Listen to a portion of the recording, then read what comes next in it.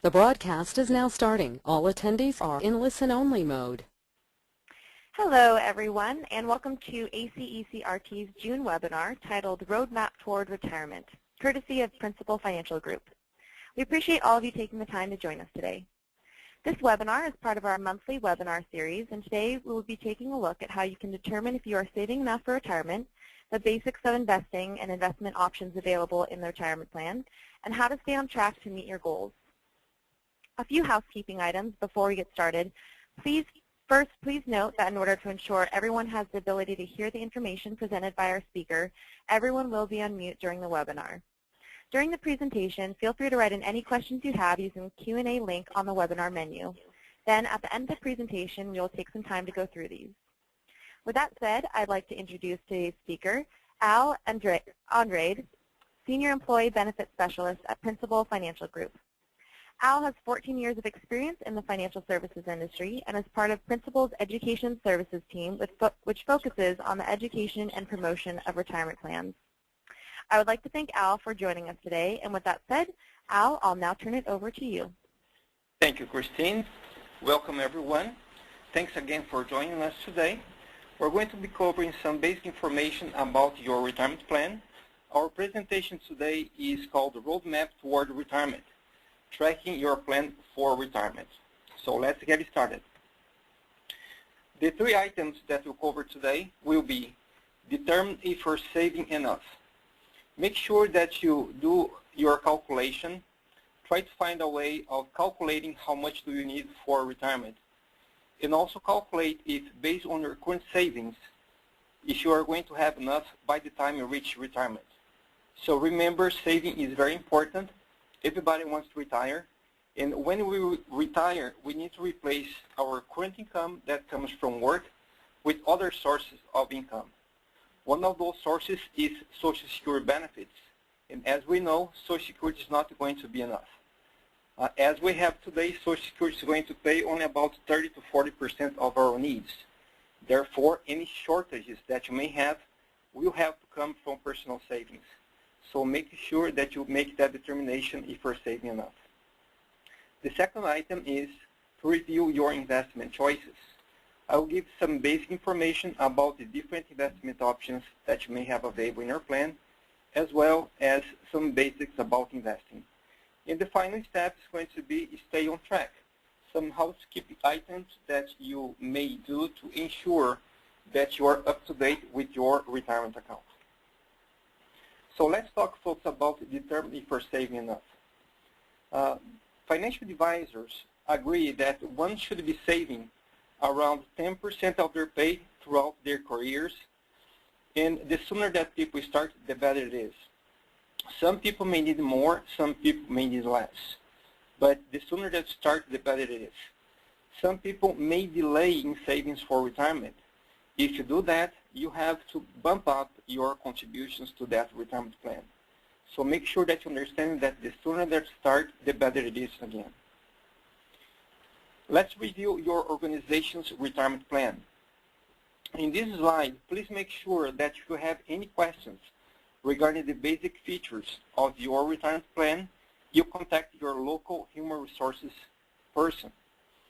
So know the basics about your plan. When you are eligible to join the plan, what's the total amount that you can save in your retirement account, what kind of investment options do you have, how frequently you can make changes. Also, when can you start receiving benefits from that retirement account, and if you do have any withdrawal options prior to retirement. So again, learn the basics about your plan, review your organization's retirement plan, and if you have any questions, please contact your local human resources contact. To evaluate where you stand and how much you may need to save for retirement, you may find some retirement savings worksheet as you go to some sites on the internet, as well as you may find some electronic calculators. So it is very important, again, for you to evaluate where you stand, how much do you need for retirement, and based on your current savings, if you have enough by the time you get there. Now, some of the major advantages of your retirement account with your employer is that you do have a tax-deferred savings vehicle. Understand that when you contribute to your retirement plan, you are reducing the taxable income. So the example that I have in my slide is someone who makes $35,000 per year and is paid biweekly. We do have someone who is making no contribution on the left-hand side and someone who is making 8% contribution on the right-hand side of my screen. Considering that someone is at the 25% tax bracket, you can see that someone who is contributing 8% of their pay, so biweekly payment, $1,350, a 8% contribution represents $108. That person is reducing the taxable income by that same dollar amount. So someone who is contributing to the retirement plan in this example is saving around $27 in taxes every payroll deduction. You multiply that by 26 payroll deductions in my example here, one will be saving around $702 in taxes by the end of the year. How much can you contribute to your retirement account? It varies from employer to employer. The IRS has limitations on how much can you save in your retirement account. For year 2014, you may contribute up to $17,500, and if you are 50 years or older, you can also make an additional catch-up contribution of $5,500. So know the limits of contributions that you can make to your retirement account, and make sure to take advantage of this tax-deferred vehicle. Regarding the impact on your take-home pay, again, because when you say you're reducing your taxable income, this slide basically illustrates in terms of dollars what is the impact on your take-home pay every payroll deduction based on biweekly payments. So let's say, for example, that you make $40,000 per year. 1% contribution represents about $11.54 every payroll deduction. So multiply that by the percentage that you desire to contribute to your plan, and you have an estimation of the impact in your paycheck every payroll deduction as you save in your retirement account. Another advantage of saving in your retirement plan is the potential of compounding earnings. As you save in the account, as you make your contributions, you're going to be choosing different investment options available in your plan. Make sure to understand which options you have available and make sure to choose from a diversified portfolio. So any earnings that your investments have will be automatically reinvested into your account. So therefore, the more time you have, the more potential of compounding earnings you're going to have. So folks, make sure that you understand that time is very important. So the sooner that starts, the better it is. My next slide shows that even small increases may mean more savings in the long term.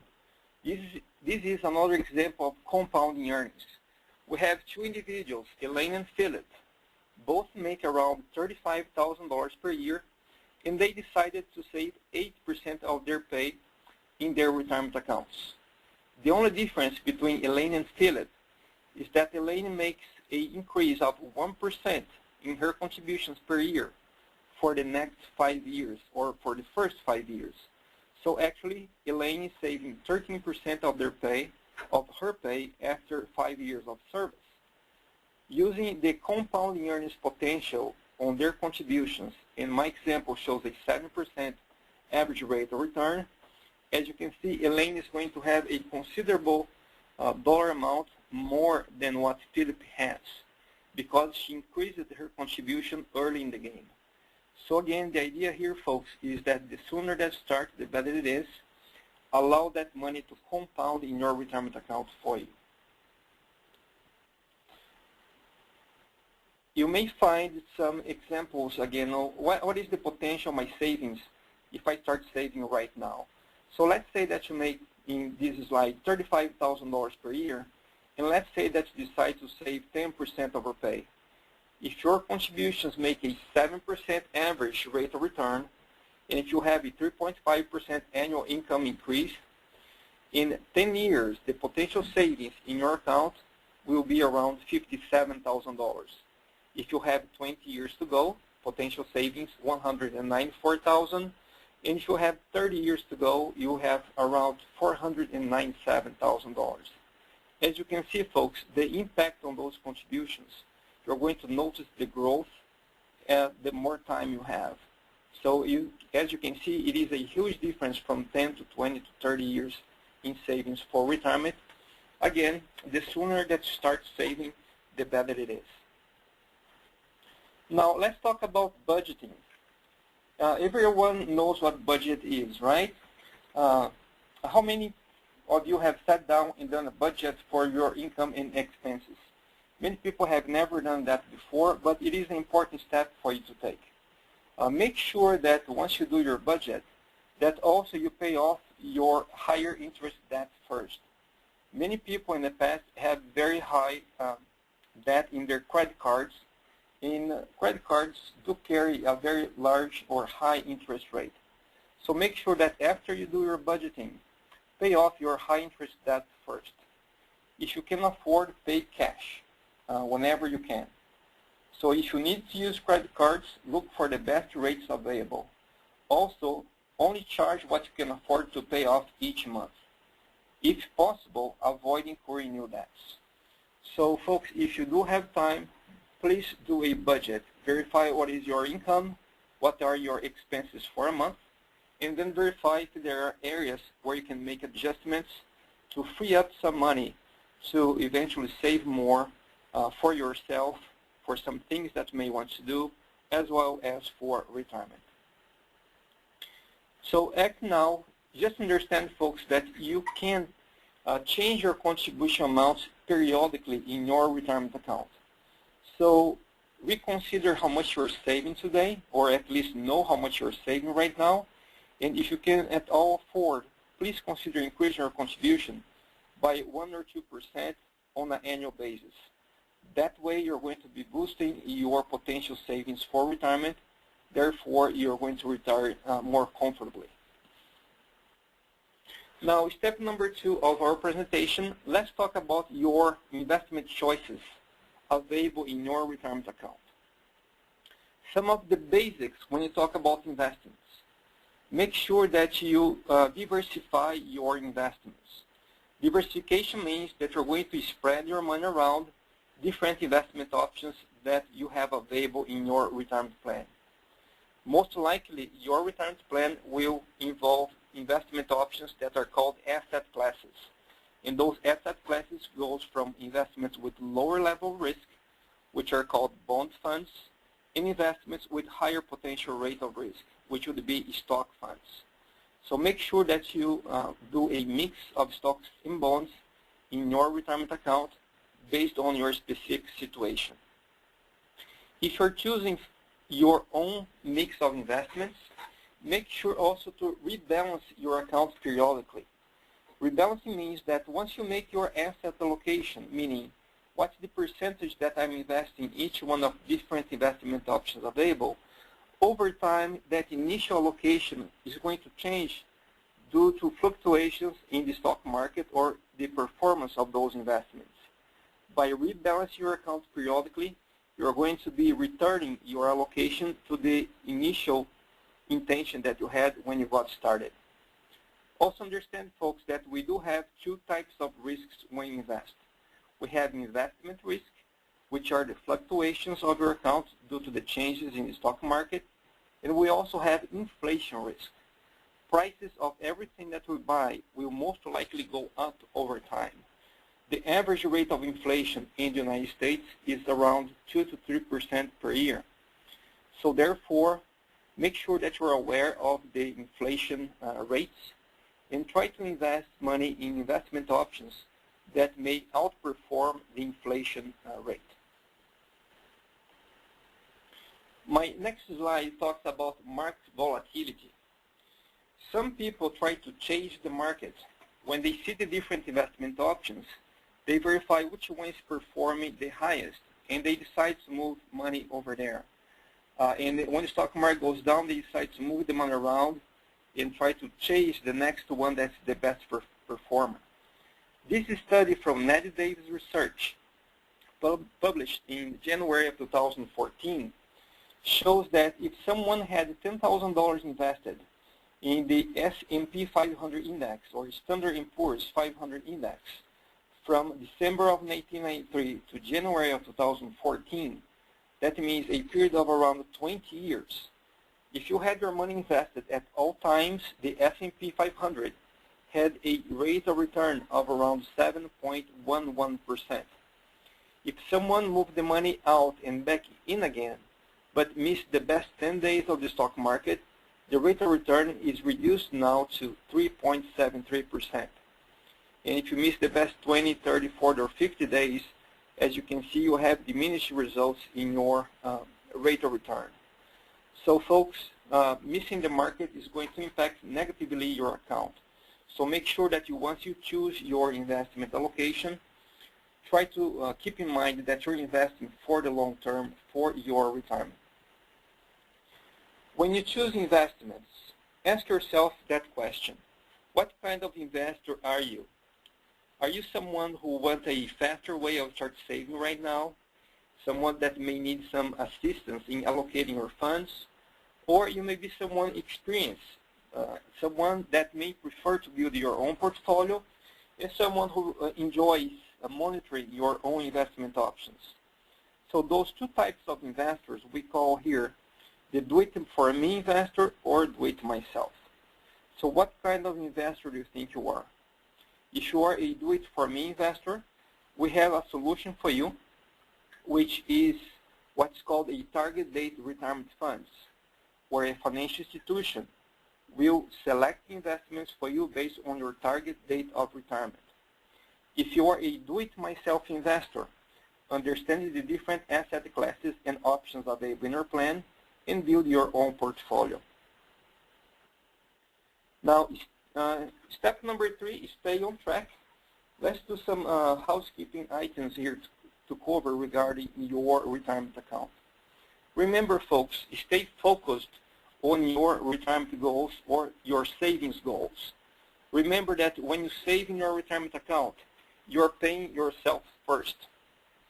You are deferring taxes in any contributions to your retirement plan. You are allowing that money to grow or compound in the account for you. But always remember that, yes, when you retire, as you start withdrawing funds from that account, at that point your withdrawals will be taxable. Okay? Also, revisit your contribution in investment elections at least annually, or if there is any significant event in your life. Key details to review in your retirement plan. Make sure that you designate a beneficiary. It is important for your plan sponsor, as well to the service provider of your retirement plan, to have that information. So if anything happens to you, both your plan sponsor and the service provider will know who is the beneficiary of your plan. Know your balances and contribution amounts. You're going to receive plan statements periodically. Most likely, you can also review your plan statements on the website of your service provider. Some retirement plans also allow for after-tax contributions, and those would be called Roth 401k plan elective deferral accounts. Okay, so it is an alternative to the normal 401k plan option, where you're saving money pre-tax. The Roth 401k plan is the other way around. You do pay taxes when you save the money in, so you don't have that tax deduction, but the money is going to compound in the account for you. And then when you start withdrawing the money in retirement, that money is going to be generally tax-free if certain requirements are met. Okay? So any Roth 401k plan contributions will be record kept separately from your pre-tax contributions. If you do decide to make any contributions to a Roth 401k plan account, that account is also subject to the same annual limitations for elective deferrals. Remember again, in 2014, the IRS limitations are $17,500. And if someone is 50 years or older, they can make an additional catch-up contribution of $5,500 for a total of $23,000. Who may be a good candidate for Roth contributions? Participants who are establishing strong retirement savings, participants that are not able to participate in a normal Roth IRA account outside your employer's retirement plan, someone who will be in a higher tax bracket at retirement, and someone who participates in an employer-sponsored defined benefit plan. The normal Roth IRA accounts has some income limits, so some people cannot participate in a normal Roth IRA account due to their income limits, but the Roth 401k plan does not have that limitation. Who may not be a good candidate for Roth contributions? Someone who is not saving enough, someone who has minimal retirement savings, someone who does not expect to be in a higher tax bracket at retirement, which is the case of most of us, and someone who is not participating in an employer-sponsored defined benefit plan. Now, folks, let's talk about the rollover options. If you do have an old 401k plan or any other retirement account with an older employer, you may consider to consolidate those retirement accounts into one with your current employer. When you do retire, you may consider also to roll over your investments to an individual retirement account. You may consider leaving the investments in your current accounts with your last employer, or you may decide to cash some money out when you retire. So make sure that you talk to your financial professional once you reach retirement to see what are the best options for you to convert your savings into retirement income. A few more details regarding consolidating balances. As you roll over funds from a previous employer to your current employer, you avoid being affected by former employer's plan or some limitations that they may have. You're going to be choosing investment options in line with your current employer's plan elections. So you're moving funds from a previous old retirement account to your new one, so you're more familiar with the investment options that you have available in your current plan. Also, by having consolidated your balances, you're going to receive only one statement easy to read instead of receiving different statements from different providers based on your old employment. Now, folks, let's talk about some basics about the economy. Let's talk just briefly about the Federal Reserve, which is an entity that does affect our lives. The Federal Reserve is basically the banker's bank, is the bank of the government. The Federal Reserve regulates and supervises the economy and is also the money managers of the economy. So the Fed is responsible for the monetary policy that impacts our economy. Let's talk about some actions of the Fed in the first quarter of 2014. Some of the actions taken by the Fed. The Fed funds were maintained at a range of 0 to 0.25%. So the interest rates today, folks, are really, really low. Some people say they cannot go any lower. So you may expect that in the future, the interest rates will be raised. And as interest rates go up, you may expect that bond funds will go down in value. Okay? The intent of the Fed in maintaining lower interest rates is to keep the economy stable. And they also are trying to attempt to continue to ease market liquidity. Now, let's see the good and the bad of the economy in the first quarter of 2014. Some of the good signs in the economy: employment is improving, capital spending is preparing to ramp up, housing market continues to recover, and state budgets are in better shape than they were in the past. Some of the negative effects is legislative and Fed action impact of the economy. We do have some geopolitical turmoil. We did see impact with the invasion of Ukraine by Russia. and recently the situation in Iraq. We do have trade deficits, and we're having also some structural headwinds in China. So those are some of the positive and negative aspects of the economy in the first quarter of 2014. My next slide, folks, is just a final illustration. As you choose your investment options, consider a diversified portfolio. If someone chooses only one certain type of investment, you're going to have a lot of volatility in your account. So what may be the best performer in year 2000, 2001, year 2007 was actually the worst performer. If you do have a diversified portfolio, a mix of stocks and bonds, or your money spread in different options, your volatility in your account is going to be much lower, okay? So as some stock investments are bad, others may be doing better, and vice versa. So this slide just illustrates how important it is to consider a diversified portfolio. We're not going to be eliminating risk, but you're going to be reducing the volatility in your account. So with this, I will conclude my presentation. I have some disclosure slides over here. And also, folks, stay connected, okay? So like us on Facebook, we have access to Twitter, YouTube, or LinkedIn. And if you have any questions, please contact your Financial Wellness Help Center. You'll here find the email as well as the phone number that you can contact if you have any questions or need any help. Great. Thank you so much, Al. That was all really great information. We'll now start addressing some of the questions that have been filtering in. And please remember that if you have any questions, you can submit them using the Q&A tool on your webinar menu. Now, as we wait for questions to filter in, I would like to take a minute to let everyone know that you can stay up to date on the latest retirement plan news and events via ACECRT's Facebook, Twitter, LinkedIn, and YouTube pages. As Al just mentioned, that the links are up on the screen there. Links to these social media sites can also be found on the ACECRT website at www.acecrt.com.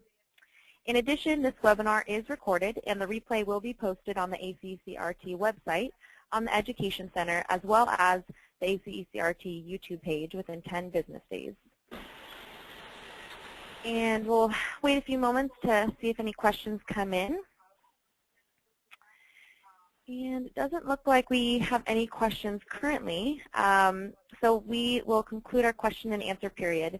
If anyone does have any questions after the webinar, please feel free to reach out to the Financial Wellness Help Center at 844-ACECRT8.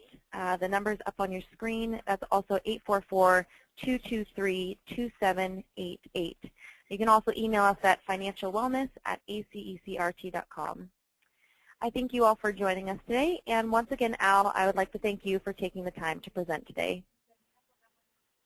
Thank you. And this now concludes the webinar. Thank you.